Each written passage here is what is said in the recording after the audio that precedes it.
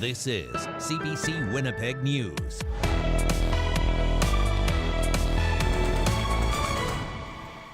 Good evening. Thank you for joining us. Animal rescue and advocacy groups are calling on the province to reinstate its breeder licensing requirements.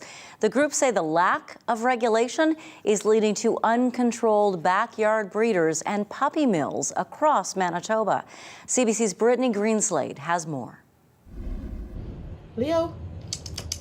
His tail is wagging and he's full of life. But this 11-week-old beagle was in very different condition when brought into a Steinbach rescue group. He was covered in urine. He's very underweight. He's very tiny. He's obviously the runt of the litter. His belly was very distended because of worms. Leo was saved from an alleged backyard breeder. Sally, come here. Michelle Neufeld Rescue took him in. Now she's trying to stop it from happening to others. More than 6,000 people have signed her petition, calling for the province to regulate backyard breeding. We need to have breeders register. We need to have them monitored. We need the provincial vets to go down and check the conditions that these puppies are living in. As of last year, the city of Winnipeg requires breeders to have a permit that comes with a list of requirements, including a limit on litters and an inspection of their property. But advocacy groups say the bulk of breeders are rural, and the province suspended licensing requirements a decade ago because of a lack of resources. So in recent years, we've really seen these operations flourish with no penalty or really any sort of prosecution. No licensing means no inspections. Animal Justice says puppies are being found in horrific conditions, and it's gotten worse over the years. Many of these facilities simply place profit over the health and well-being of animals. So you can see animals kept in crowded and filthy conditions, animals made to breed over and over again throughout their lives. This dog was rescued in rural Manitoba earlier this year. She was given up by the owner after 15 puppy litters were born underweight and didn't survive. The Humane Society says dogs are discarded when the profits start to run dry. They're dumping them on the side of the road, or they're bringing them to rescue shelters, or they're auctioning off, at livestock auctions. With no inspections or licensing requirements, there's no penalty or repercussions for the owners. The government is failing animals, and it's passing the buck to rescue organizations across the province who are left to deal with our overpopulation problem. The province says it implemented an online training program for breeders in 2020. Animal protection officers can be assigned to inspect and investigate concerns if there's a complaint about a breeder.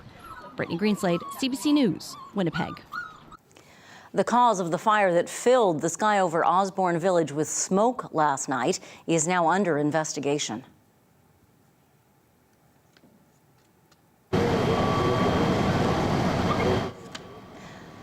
Fire officials say the damage costs will be significant after a rooftop fire at 221 Stradbrook. Several tenants in this high-rise apartment building were forced out. The deputy fire chief on scene said fire damage was confined mostly to the roof, but several floors suffered smoke and water damage. Tenants we talked with last night said the scene was chaotic. I was on the balcony, I smelled smoke, and I looked up and I saw the roof was ablaze, and so I told my client that I had to hang up. I returned to my suite and grabbed my dog and immediately ran down all of the stairs. There was smell of smoke everywhere, and people were kind of rushing to go downstairs, same as us, so we just got our pet and started running downstairs. The fire deputy chief says one person with smoke inhalation had to be taken to hospital. A firefighter was treated for heat exhaustion. The city's emergency services team has been helping tenants find temporary housing. Emergency social services team. A Winnipeg grandmother is upset about a recent call from the province. Her 12-year-old disabled grandson had just died when a government employee asked to have the boy's medical equipment returned. CBC's Emily Brass reports. Caleb McCaig died unexpectedly on August 5th, and his family was devastated. They say Caleb was a cheerful child with sparkly eyes. He was nonverbal, but understood what people said.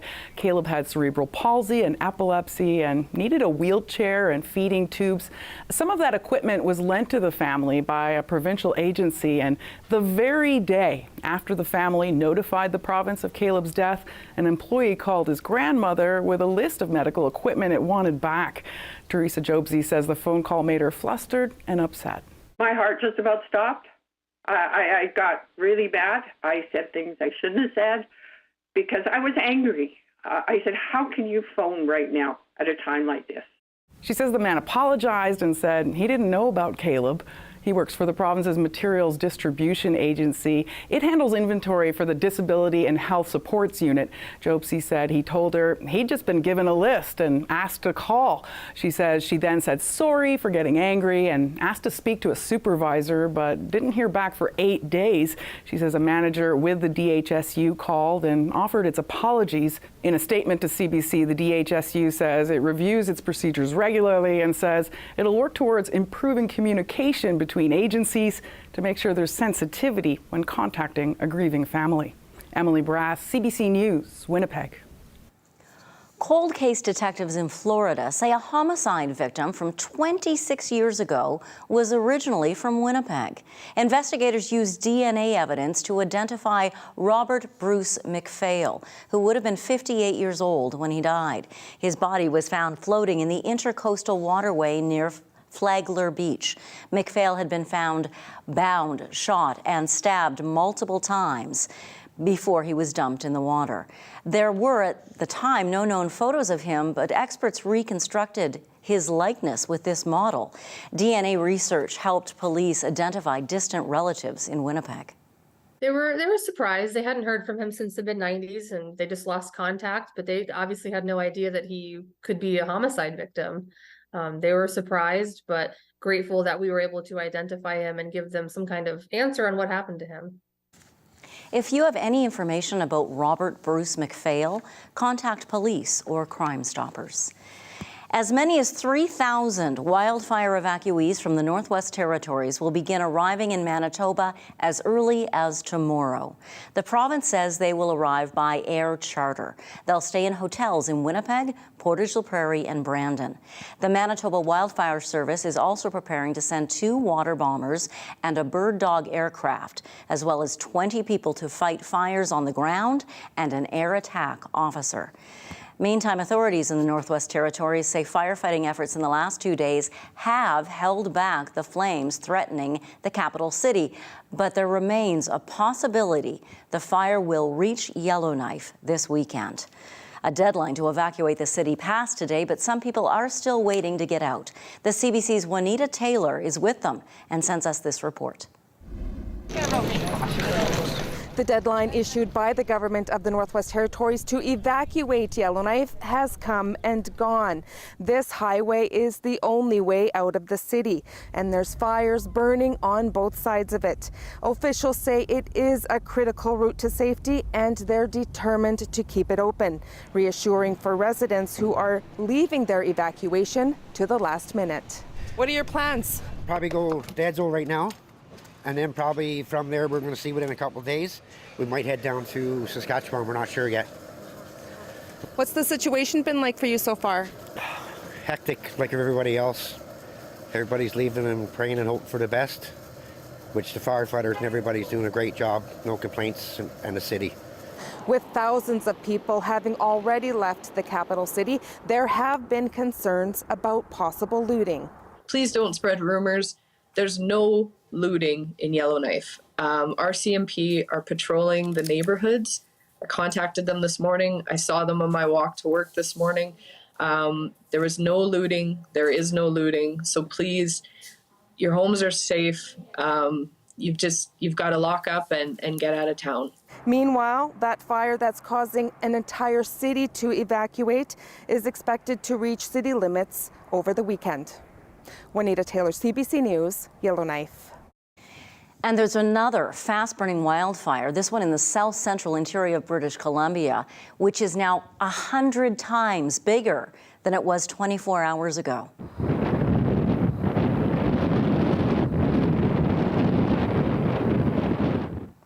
Officials say a significant number of homes in the West Kelowna area have been destroyed. The city of Kelowna has also declared a state of emergency as fire crews respond to spot fires coming across Okanagan Lake from the McDougall Creek blaze. More than 2,400 properties are under an evacuation order. Another 4,800 are under evacuation alert. High winds shifting direction have been feeding the fire.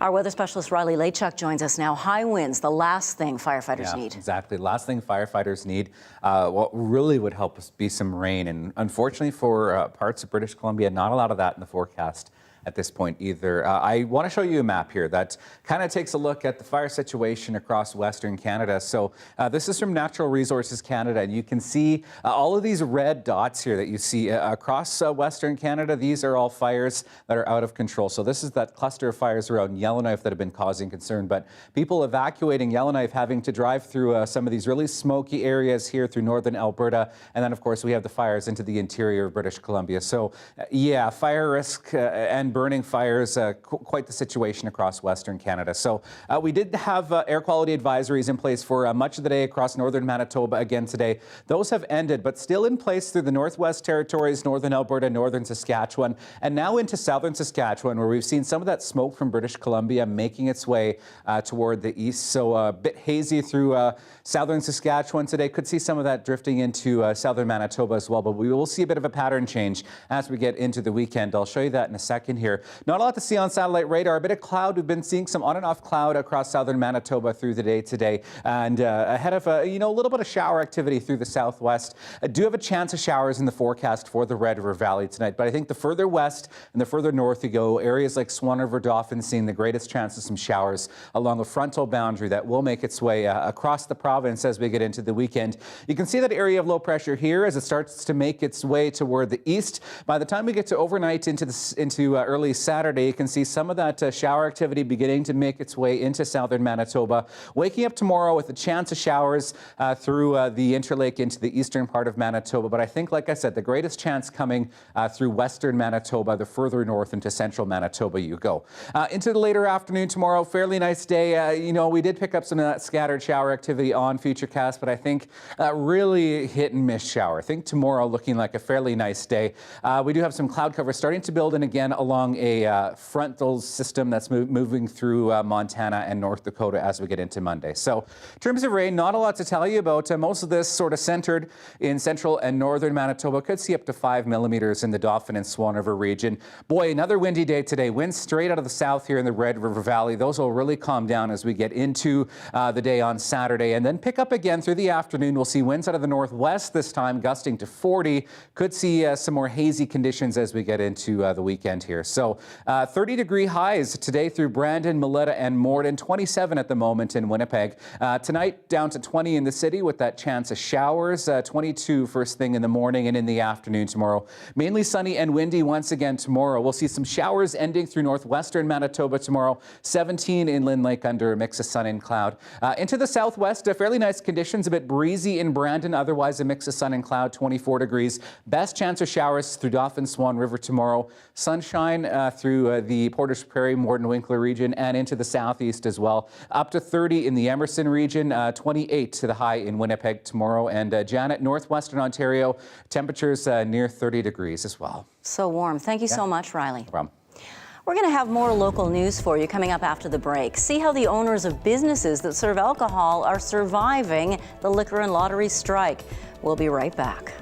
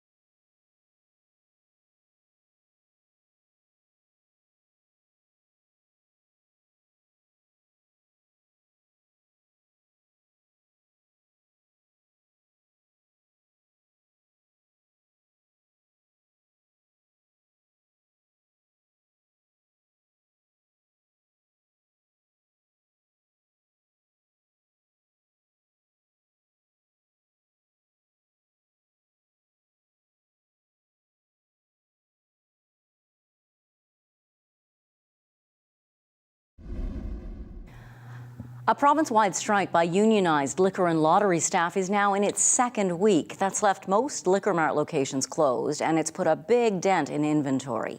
As CBC's Zubina Ahmed reports, restaurant and bar owners are struggling to keep the drinks flowing. These business owners are loading their vans up quickly. But why? It's a struggle. We have to come in almost every day to pick up liquor. Not always feasible, and as fast as we can put it on the shelves is as fast as it leaves. Tracy Griesbrett is the owner of Sato General Store, south of Steinbach. She had to wait for an O&R to get her supplies from this liquor mart on Regent Avenue in Winnipeg. She says the shelves continue to be bare and empty. You're allowed 2 cases per SKU that they have actual cases of, and that's it. And whatever you can grab off the shelves with all the other people in the store. This we've just tried to pick up so we could get through the weekend so we could come back on Monday, but it's not going to last. Griesbrett says with the wedding season, her supplies clear up quickly too. I'd like to see them come to an agreement so that we can all get back to, normal. People can get back to their lives and we can have some happy brides again. For Key Kazad, owner of Hecla Island General Store, getting liquor has turned into an all-day ordeal. For us, being 2 hours outside of the city, it's a big issue, right? So now I gotta drive 2 hours one way, wait in line for a couple hours. What used to take me an hour to get it delivered now takes a full day, plus gas, plus my time. It's been difficult for Kazad, especially in summer, which affects their bottom line. He says due to the strike, they are just hanging by the thread now. Yeah, for us, this is our peak season. We only have 3 months to make money, really. And any sort of hit that we have has a negative effect, right? Inflation, high gas prices, running out of liquor, it all adds up. Manitoba Liquor and Lotteries and the MGEU are going back to the bargaining table today. The business owners feel that the government should agree to the wage increase demand by the union and come to an agreement as soon as possible. Sabina Ahmed, CBC News, Winnipeg. And now the Manitoba Government and General Employees Union is gearing up for another strike. MGEU union members at Manitoba Public Insurance have voted overwhelmingly to strike. The MGEU says an official strike date has not been set, but strike preparations began this morning. The 1,700 workers at MPI are pushing for wage increases higher than the 2% offer from the employer. Sound familiar? They've been without a contract since last September. The Manitoba NDP says it wants to do more to help people buy electric or plug-in hybrid vehicles. CBC's Cameron McLean reports that this is just one of several election promises made today. People looking to buy an electric or plug-in hybrid vehicle could be eligible for a rebate if the NDP formed the next provincial government. NDP leader Wab Kinew promised to give $4,000 for new purchases, $2,500 for used. I want to ensure that this program is accessible. I want to help middle-class Manitobans make the right choice when it comes to your next vehicle.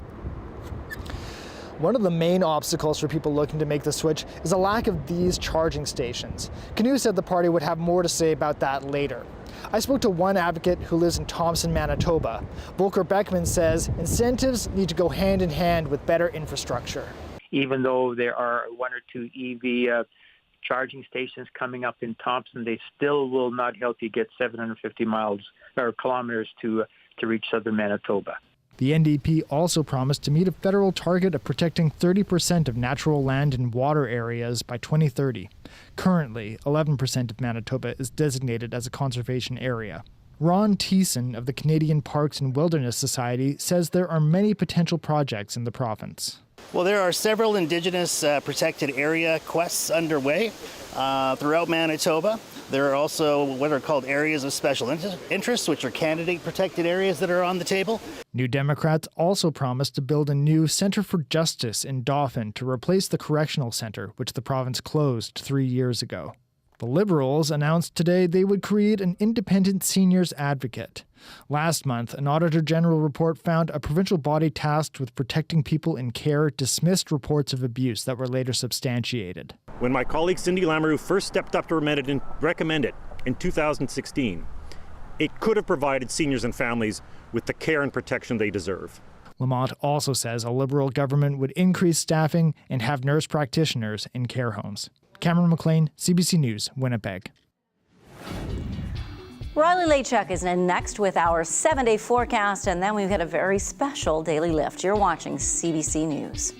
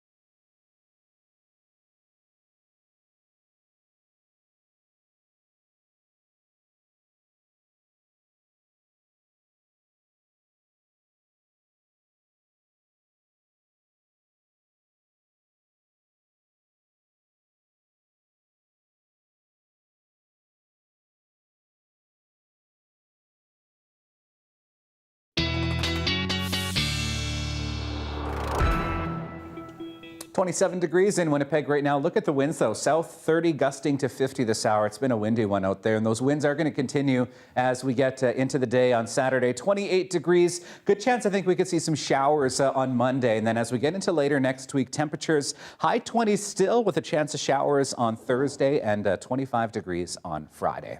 Well, one of Disney's most beloved musicals is now on at Rainbow Stage. CBC's Jim Agapito recently spoke with the stars of The Little Mermaid, and that is your daily lift. The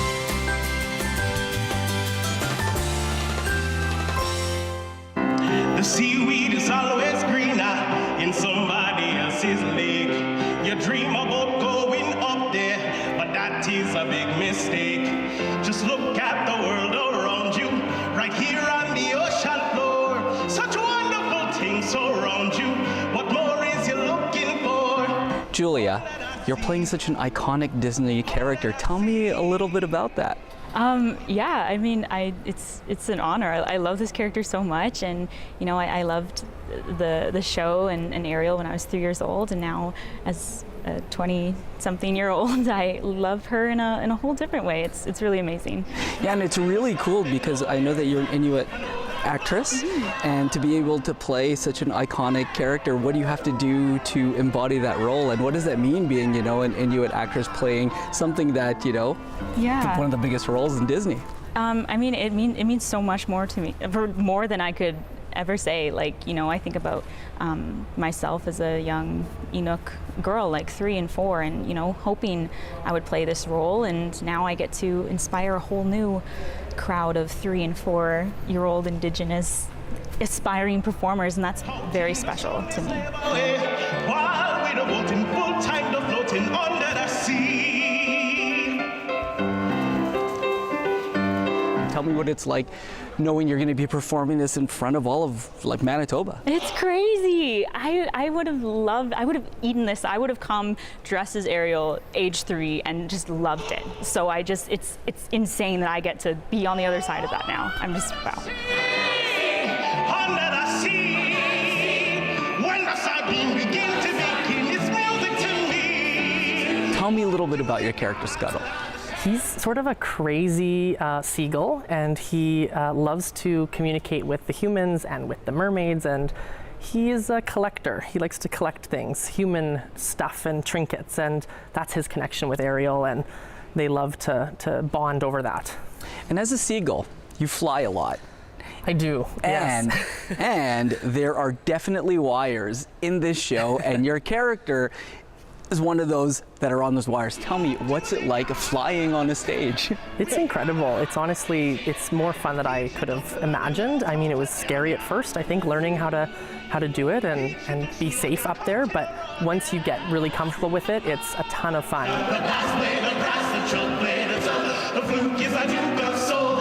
So tell the camera, what can people expect and why they should come? I think that people are just going to have an incredible time. They're going to have fun. It's like the most colorful, exciting, high energy musical, and they are guaranteed to have a good time. Okay, why should people come? One more time. Tell the camera why people should come. Why should you come see The Little Mermaid? It is a nostalgic story. It's a fun story. It's a story about love. It's about friendship. It's about understanding. The costumes are incredible. The lights are incredible. The people are incredible, and you're gonna love it. Each little snail here knows how to wear here. That's why it's hotter under the water. Yeah, we look down under the under the sea. Under the sea. Not only can I see little girls and boys going in their various costumes from that, but their parents too. Yeah, exactly. Right? Because that's generations now have loved that story. I watched that when I was little. Yeah. So yeah. there you go. I watched it with little people Have a long great ago. weekend. I still want to talk about little. Good night.